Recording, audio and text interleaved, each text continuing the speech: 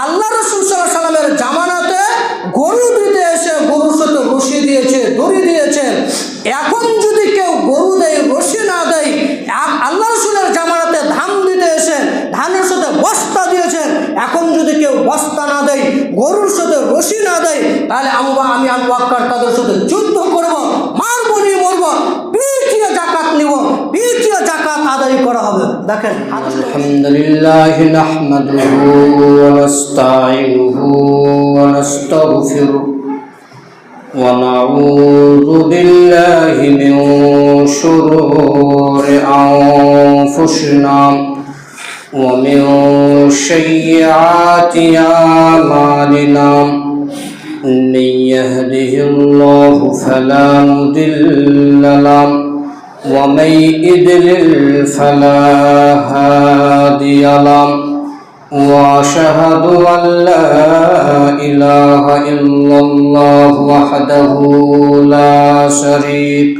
له واشهد ان محمدا عبده ورسوله فإن خير الحديث كتاب الله وخير الهدى هدى محمد صلى الله عليه وسلم وشر الأمور محدثاتها وكل محدثة بدعة وكل بدعة ضلالة وكل ضلالة في النار أعوذ بالله من الشيطان الرجيم وإذا أخذنا ميثاق بني إسرائيل لا تعبدون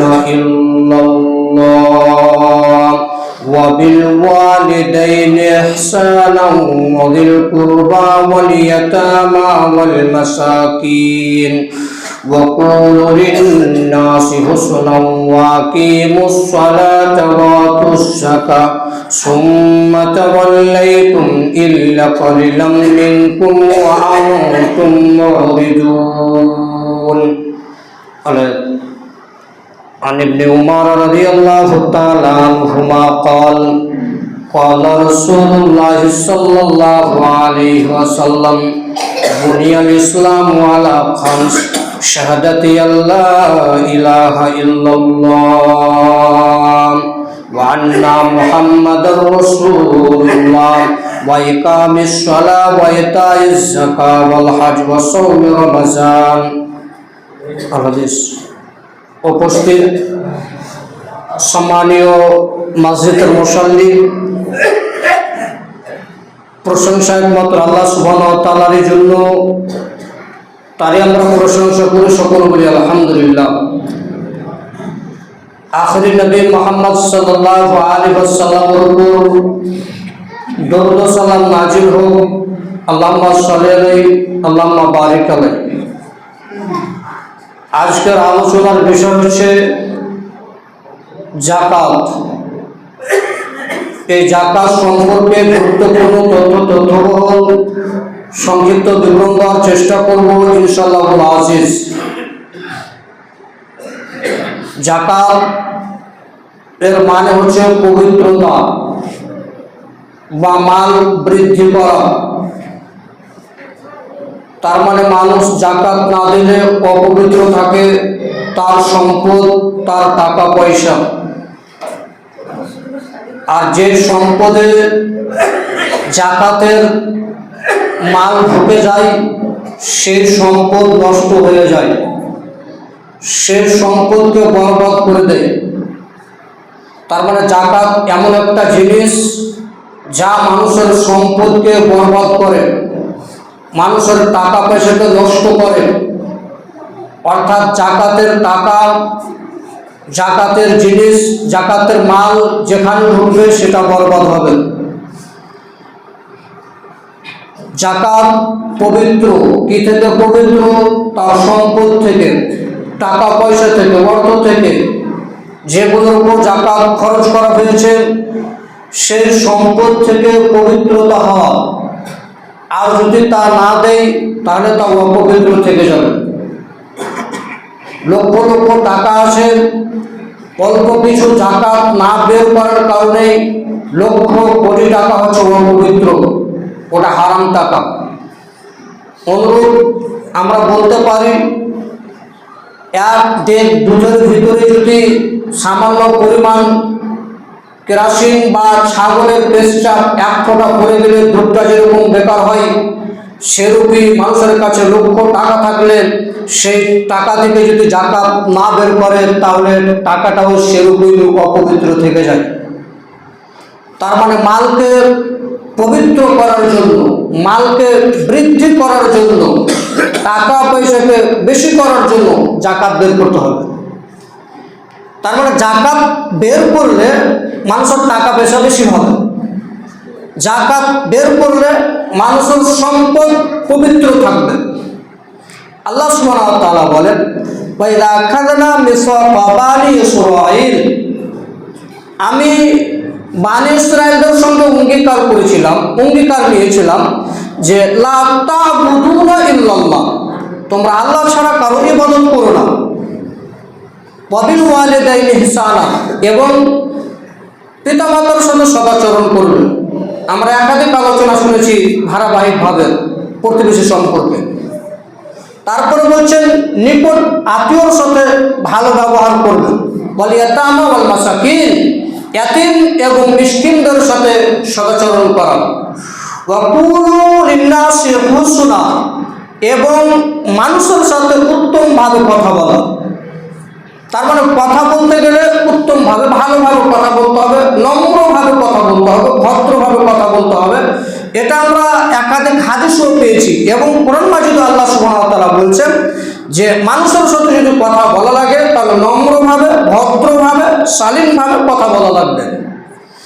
এরপরে বলছেন ওয়াকিমুস সালাতা, সালাত প্রতিষ্ঠিত করা, সালাত কায়েম করা, সালাত আদায় করা।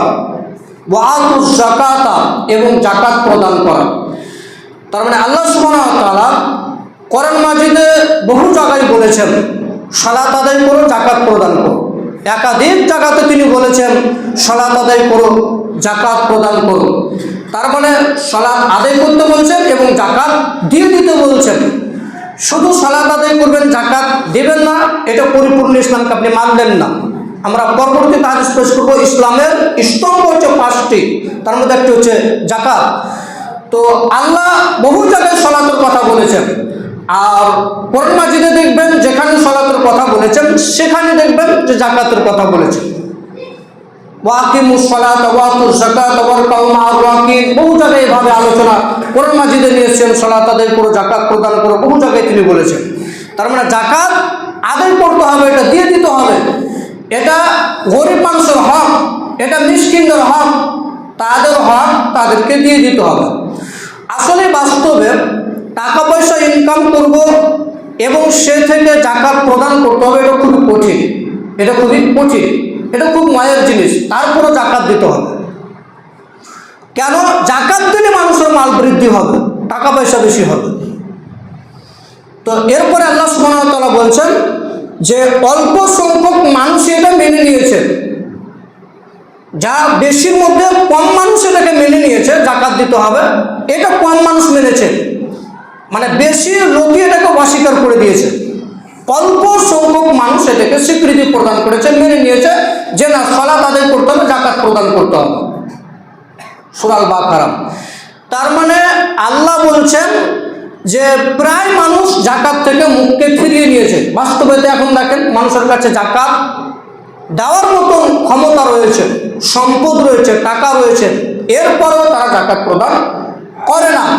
তো আল্লাহ তো বলছেন যে বেশিরভাগ মানুষই মুখ ফিরিয়ে নিয়েছে, শুধু অল্প সংখ্যক মানুষ এটাকে মেনে নিয়েছে যে যাকাত দিতে হবে, সম্পদ থেকে যাকাত বের করতে হবে। কতটা পরিমাণ যাকাত থাকলে দিতে হবে, কার উপর যাকাত দিতে হবে, আমরা বিস্তারিত আলোচনা নিচে নিয়ে আসবো ইনশাআল্লাহ।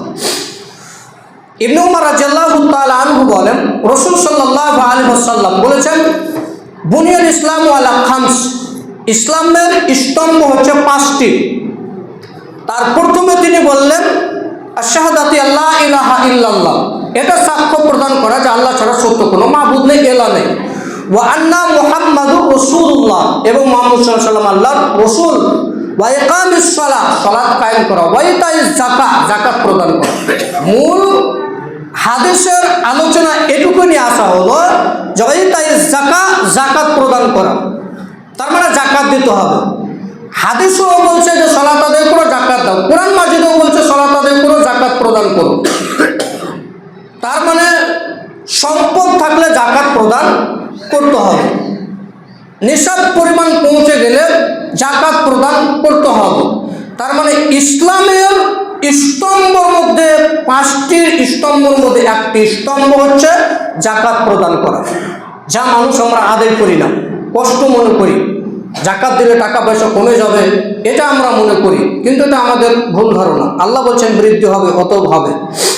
দেখেন, আব্বাস রাদিয়াল্লাহু তাআলা আনহু বলছেন, রাসূল সাল্লাল্লাহু আলাইহি ওয়াসাল্লাম যখন মুআজ বিন জাবাল রাদিয়াল্লাহু তাআলা আনহুকে ইয়ামান দেশ পাঠালেন, যখন মুআজকে ইয়ামান দেশ পাঠালেন, তো রাসূল সাল্লাল্লাহু আলাইহি ওয়াসাল্লাম বললেন যে মুআজ, দেখো তুমি আহলে কিতাব ইহুদি খ্রিস্টানদের নিকটে যাচ্ছ, সেখানে কিন্তু সবাই তারা ইহুদি খ্রিস্টান। সেখানে সর্বপ্রথম তোমার কথা হবে আশহাদু আল্লা ইলাহা ইল্লাল্লাহ, আল্লাহ ছাড়া সত্য কোনো মাবুদ নেই। মানে আরবের মানুষ বুঝতেন আল্লাহর সাথে শিরক করা যাবে না, কিন্তু ভারত, বাংলাদেশ, পাকিস্তানের মানুষ বোঝে না আল্লাহর সাথে শিরক করা যাবে কি যাবে না, আল্লাহর সাথে আমরা শিরক করে বসি। কিন্তু আরবের মানুষ তারা আল্লাহর সাথে শিরক করতো না। আর অথচ আমরা আরবের মানুষদেরকে, আরবদের সরকারদেরকে এখন আমরা অনেক মানুষ গালিগুলোজ করে থাকি। এখান থেকে গালিগুলোজ কেউ করবে না, এটা ঠিক নয় ভাই। এখান থেকে কেউ গালিগুলোজ করবে না। ওনারা কি করছেন, ওদের ভূমিকা কত কি আছে তার তথ্য জানবেন, তারপরে বলাটা আমাদের মনে হয় উচিত হবে। আপনি তথ্য জানলেন না, বলে দিলেন, এটা যাতে না হয়। অতএব আরবদের সম্পর্কে, আরব সরকারদের সম্পর্কে তথ্য জানবেন, এরপরে বলবেন। ওনাদের কতটা ভূমিকা আছে আপনি জানেন না, আপনি গুগলে সার্চ করবেন, তারপরে দেখবেন যে তাদের কতটা ভূমিকা ইসলামে আছে। অতএব আরবরা বুঝতেন যে আল্লাহর সাথে শিরক করা যাবে না। এরপরে মুআজকে বলছেন যে মুআজ শোনো, এটা যদি তারা মেনে নেয় যে আল্লাহর সাথে শিরক করা যাবে না, তাহলে তুমি বলবে ওয়া আন্না মুহাম্মাদুর রাসূলুল্লাহ, মুহাম্মদ সাল্লাল্লাহু আলাইহি ওয়াসাল্লাম আল্লাহর রাসূল এবং তার বান্দা, এটা তাদেরকে দাওয়াত দিবেন। তারা যদি এটা মেনে নেয়, তাহলে তাদেরকে তোমরা বলবে যে দিনে রাত্রে আল্লাহ সুবহানাহু ওয়া তাআলা 5 ওয়াক্তের সালাত ফরজ করেছে, এটা যদি মেনে নেয়। আর যদি তারা দিনে রাত্রে 5 ওয়াক্তের সালাতকে মেনে নেয়, তাহলে তুমি তারপরে নির্দেশ প্রদান করবে যে আল্লাহ সুবহানাহু ওয়া তাআলা তোমাদের উপর যাদের সম্পদ রয়েছে তাদের উপর যাকাত খরচ করেছেন, এটা তাদেরকে দিবে।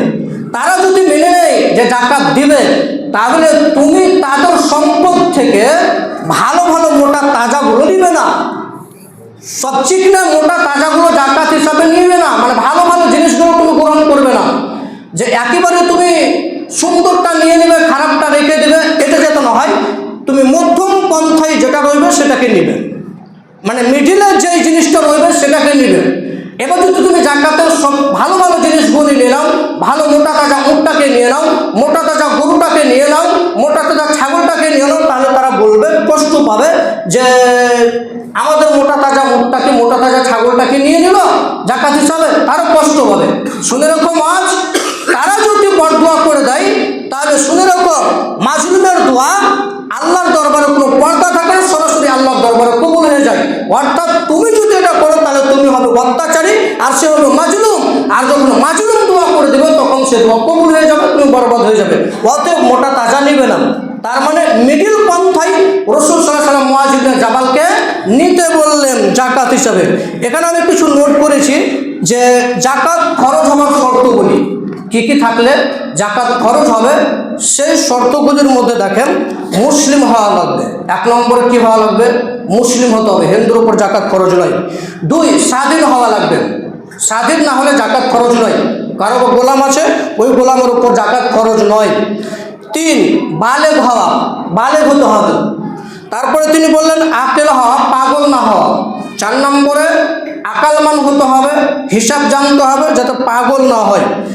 5 নম্বরটা আরো গুরুত্বপূর্ণ, সেটা হচ্ছে নিসাব পরিমাণ সম্পদ থাকা। এটা মনে রাখবে, নিসাব পরিমাণ কি থাকা? সম্পদ থাকা। নিসাব পরিমাণ সম্পদ থাকলে তাকে জাকাত দিতে হবে, আর নিসাব পরিমাণ যদি জাকাত না থাকে তাহলে তাকে জাকাত দিতে হবে না। নিসাব পরিমাণ কতটা আমরা পরবর্তীতে বলবো। পূর্ণাঙ্গ মালিক হওয়া, পুরো আপনাকে মালিকানা হতে হবে, পুরো আপনি মালিক, যে আপনার এত টাকা আছে, 10 লাখ আছে, 5 লাখ আছে, এটা আপনি নিজেই মালিক হতে হবে। এরপর বললেন যে শুধু নিসাব পরিমাণ পৌঁছাও নয় এবং পূর্ণাঙ্গ মালিক হলেও জাকাত লাগবে না, ওই মালটা 1 বছর গত হতে হবে। মনে করেন আজকের তারিখ কয় তারিখ? কত তারিখ ভাই? 27 তারিখ। আজকে 27 তারিখ, 27/2/2026, আবার ঘুরে 27/2/2027 হতে হবে, তাহলে জাকাত খরচ হবে। মনে করেন আপনার কাছে 5 লাখ ছিল, মনে করেন আপনার কাছে 5 লাখ টাকা ছিল, এখন হচ্ছে 27/2/2026, এবার এই তারিখের মধ্যে আপনার কাছে 5 লাখ টাকা ছিল। তো এখন আবার এই টাকাটা থাকতে হবে কতদিন অবধি? ওই তারিখ অবধি, 27/2/2027 অবধি যদি টাকাটা থেকে যায় তাহলে জাকাত দিতে হবে। তাহলে কি দিতে হবে? জাকাত দিতে হবে। তার মানে আমরা পূর্ণাঙ্গ মালিক হওয়া এবং নিসাব পরিমাণ সম্পদ পৌঁছে যাওয়া, এটা একটু বিশ্লেষণ করব, এবং সেই মালের উপরে 1 বছর অতিক্রম হয়ে যাওয়া।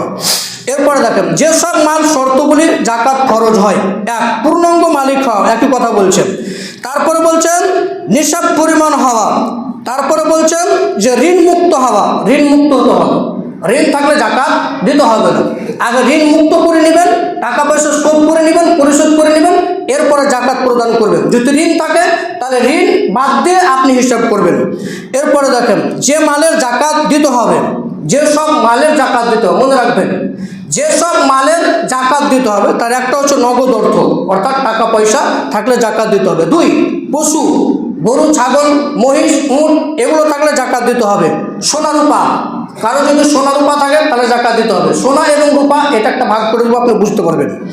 তারপরে ব্যবসা পণ্য, ফল ফসলের জন্য একটা নির্দিষ্ট বয়স নেই, অর্থাৎ এটা একটু বলে নিই, কারো যদি আকাশ থেকে বৃষ্টি হওয়া পানিতে যদি কারো ফসল হয় তাহলে 20 মণের 1 মণ দিতে হবে। আর কারো যদি সেলো থেকে, মেশিন থেকে সেই জমি চাষ করে ফসল ফলায় তাহলে তাকে না, যদি আকাশ থেকে বৃষ্টি হয় তাহলে তাকে দিতে হবে 10 মণের 1 মণ। আর যদি নিজে মেশিন দিয়ে পানি দিয়ে ফসল ফলান তাহলে তাকে দিতে হবে 20 মণের 1 মণ। মনে রাখবেন, আকাশ থেকে বৃষ্টি হয়ে সেই ফসল যদি তৈরি হয়ে যায়, ফসল হয়ে যায়, তাহলে আপনি দিবেন 10 মণের 1 মণ। আর যদি নিজে আপনি মেশিন থেকে পানি দিয়ে ফসল তৈরি করেছেন, এরপরে ফসল এসেছে, ফসল এসেছে, তাহলে আপনি দিবেন 20 মণের 1 মণ। বিষয়টা না জানতে পারলে পরে জানতে পারবেন।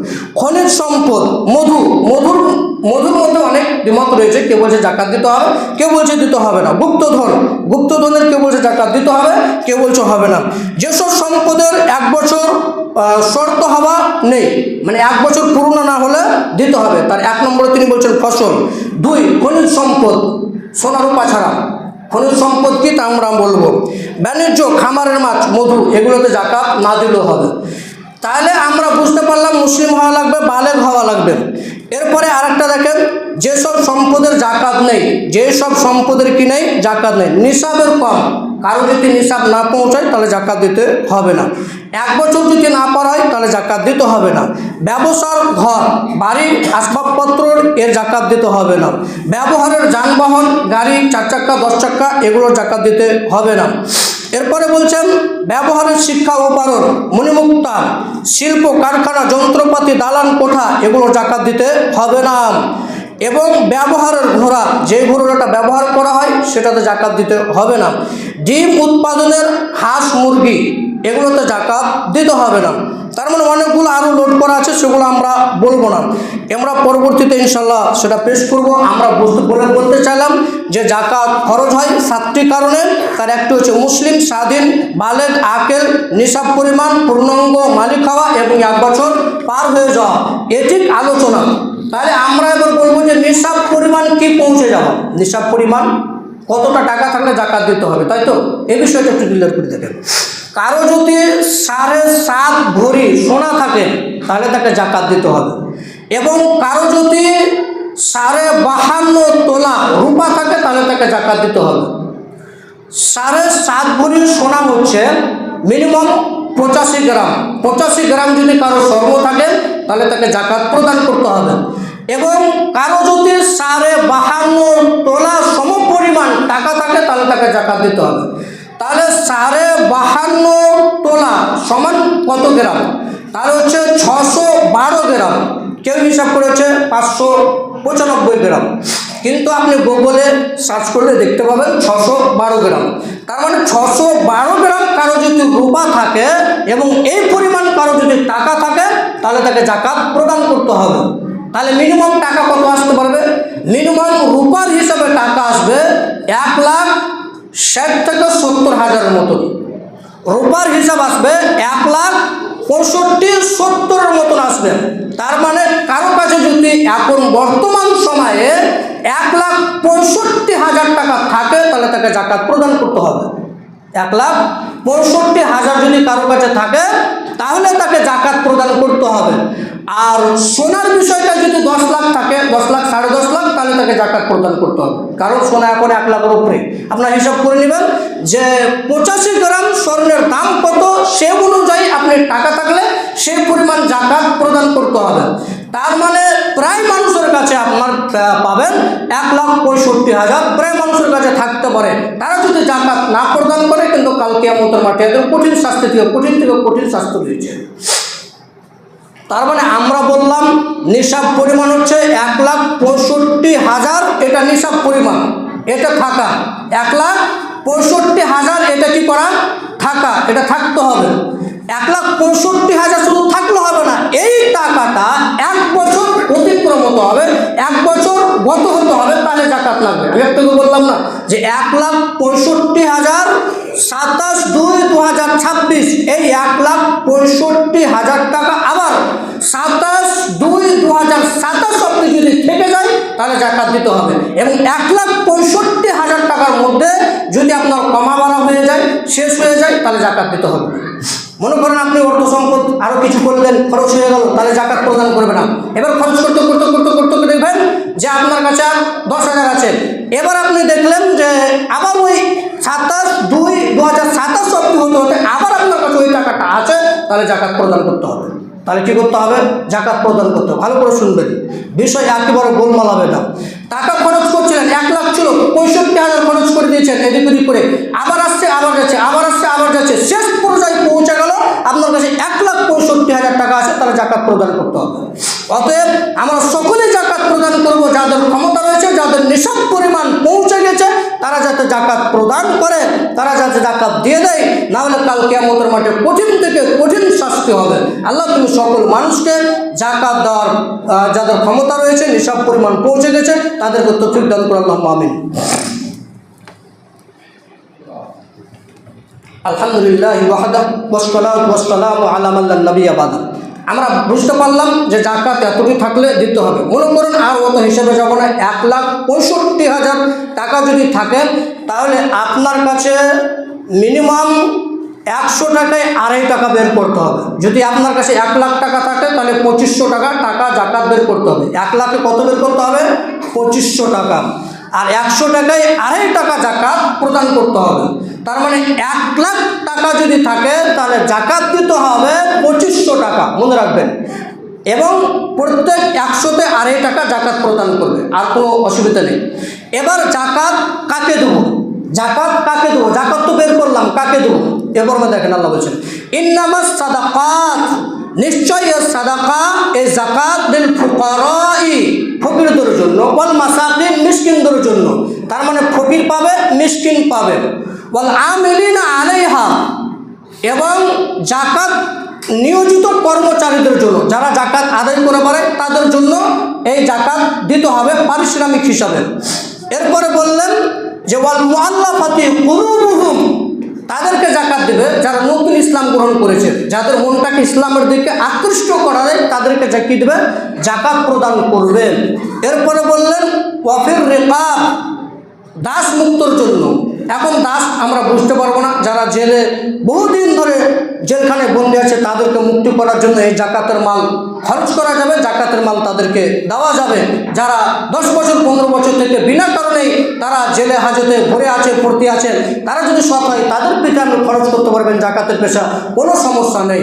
ওয়াল গারিমিনা ওয়াল গারিমিন, এবং যারা ঋণগ্রস্ত তাদেরকে জাকাত দিবেন, যারা ঋণ পরিশোধ করতে পারছেন না তাদেরকে জাকাত আপনারা প্রদান করবেন। ওয়াফি সাবিলিল্লাহ, এবং আল্লাহর পথে, যারা আল্লাহর পথে তাদের জাকাত প্রদান করবে।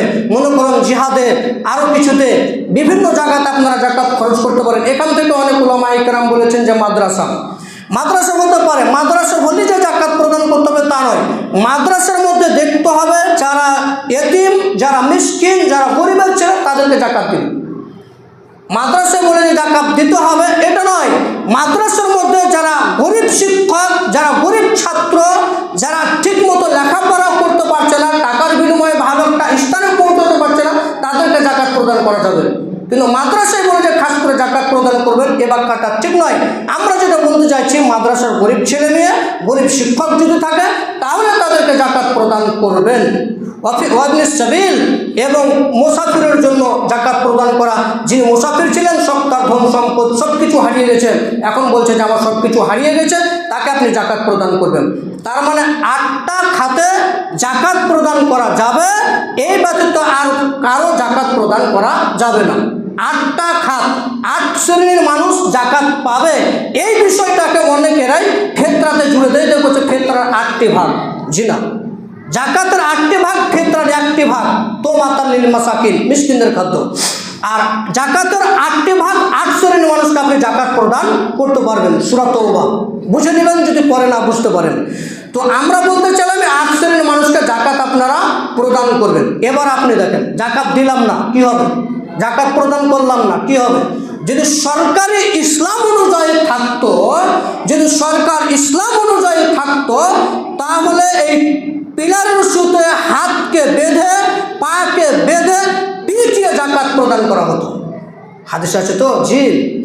আপনি জাকাতের নিসাব পরিমাণ পৌঁছে গেছেন, কিন্তু সরকার যদি ইসলামিক সরকার হতো তাহলে আপনার হাতে এবং পায়ে দড়ি বেঁধে, পিলারের সুতে বেঁধে আপনার সম্পদের হিসাব নিত, জাকাত প্রদান করতে হতো। একটু আগে পেশ করবো, দেখেন বিষয়টা। আবু হুরায়রা রাদিয়াল্লাহু তাআলা আনহু বলেন, রাসূল সাল্লাল্লাহু আলাইহি ওয়াসাল্লাম বলেছেন, মান আতাহুল্লাহু মালান, আল্লাহ সুবহানাহু ওয়া তাআলা যাকে সম্পদ দান করেছে, টাকা পয়সা দান করেছেন, যে তার সম্পদের জাকাত প্রদান করে না, ঘুমাবেন না, কেউ ঘুমাবেন না, ঘুমানোর চেষ্টা করবেন না।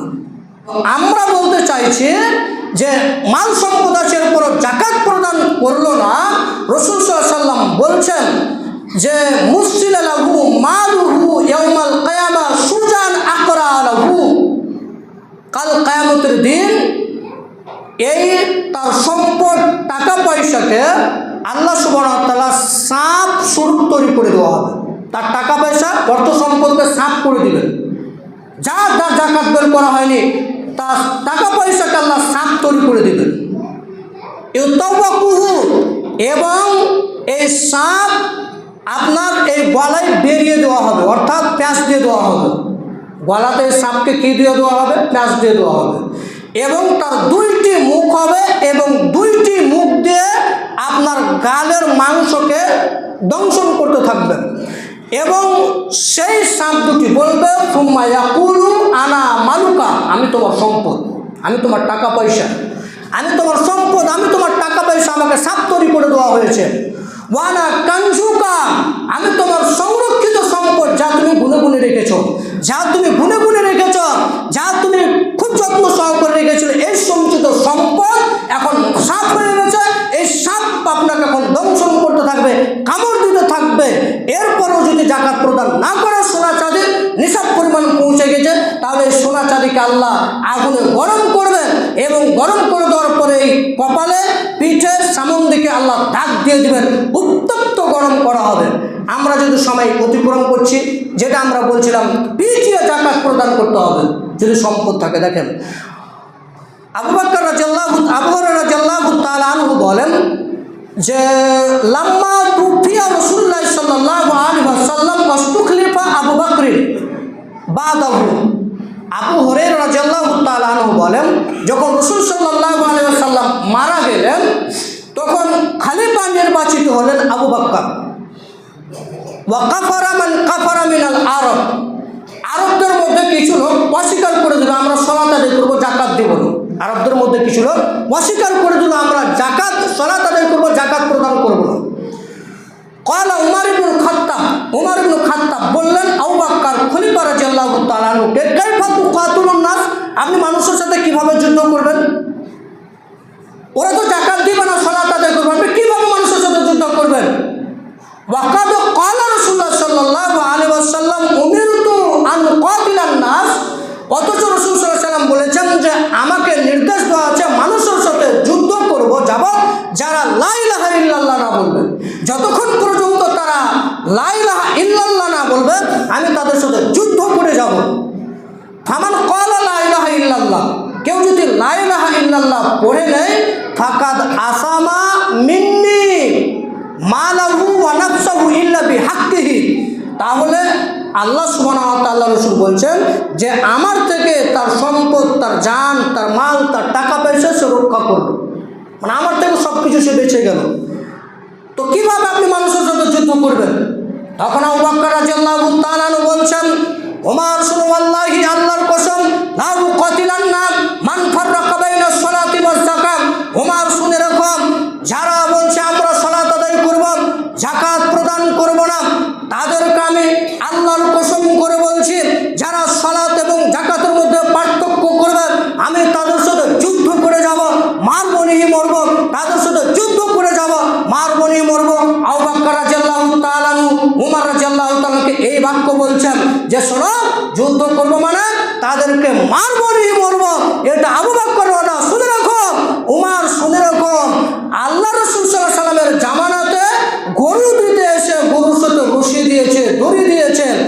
এখন যদি কেউ গরু দেয়, রশি না দেয়, আল্লাহ রাসূলের জামানাতে ধান দিতে এসে ধানের সাথে বস্তা দিয়েছেন, এখন যদি কেউ বস্তা না দেয়, গরুর সাথে রশি না দেয়, তাহলে আমি আবু বকর তাদের সাথে যুদ্ধ করব, মারবো নি মরবো, পিছিয়ে জাকাত নিব, পিছিয়ে জাকাত আদায় করা হবে। দেখেন হাদিসটা মুসলিম। আবু বকর রাদিয়াল্লাহু তাআলা এই কথা যখন উমরকে বললেন, তখন উমর বুঝতে পারলেন যে আসলে আবু বকর রাদিয়াল্লাহু তাআলা যেটা বুঝেছেন সেটাই সত্য, যে আসলে জাকাত প্রদান না করলে তাদেরকে পিছিয়ে জাকাত প্রদান করাতে হবে। তার মানে জাকাত আপনার হক না, এটা গরিবদের হক, এটা প্রদান করতে হবে। যাদের সম্পদ আছে, যাদের টাকা পয়সা আছে, তাদেরকে তা দিয়ে দিতে হবে। অতএব যদি না দেয় আর মুসলিম সরকার হতো, তাহলে তাদের পিছিয়ে জাকাত প্রদান করা হতো।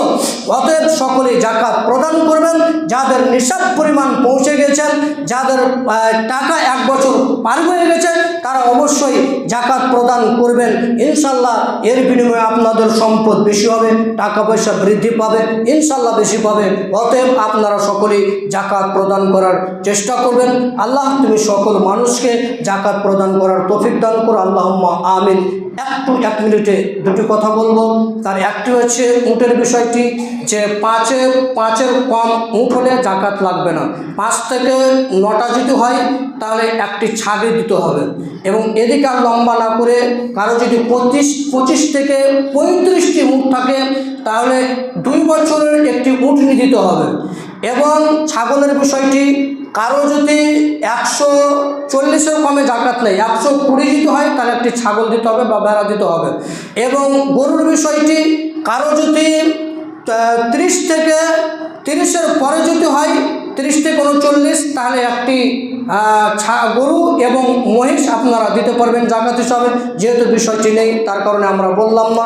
আবার পরিশেষে বলতে চাইছি, কারো কাছে যদি 1,65,000 টাকা থাকে তাহলে জাকাত দিবে, 1,65,000 কারো কাছে যদি থাকে তাহলে জাকাত প্রদান করবে। আল্লাহ তুমি সকল মানুষকে যাদের নিসাব পরিমাণ পৌঁছে গেছে তাদেরকে তুমি জাকাত প্রদান করো, তৌফিক দান করো, আল্লাহুম্মা আমিন।